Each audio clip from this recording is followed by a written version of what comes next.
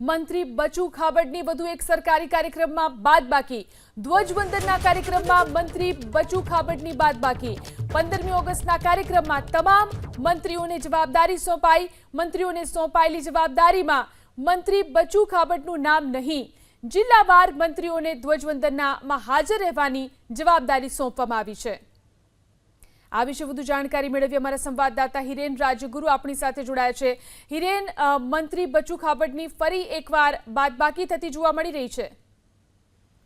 રાજ્ય કક્ષાના મંત્રી બચુ ખાબડ ઉપર જે ભ્રષ્ટાચારના આરોપ લાગ્યા છે અને તેમના સંતાનો જેલવાસ પણ ભોગવી ચૂક્યા છે, એવા સંજોગોની અંદર સરકાર માટે બચુ ખાબડ એ સાપે ઉંદર ગળા જેવું થયું છે। નથી એને સરકારી કાર્યક્રમમાં કે સચિવાલયમાં સરકાર હાજર રાખી શકતી કે નથી તેને મંત્રીમંડળમાંથી પડતા મૂકી શકતી। આ ત્રીજો એ કાર્યક્રમ છે કે જેની અંદર સરકારે મંત્રી બચુ ખાબડની બાદબાકી કરી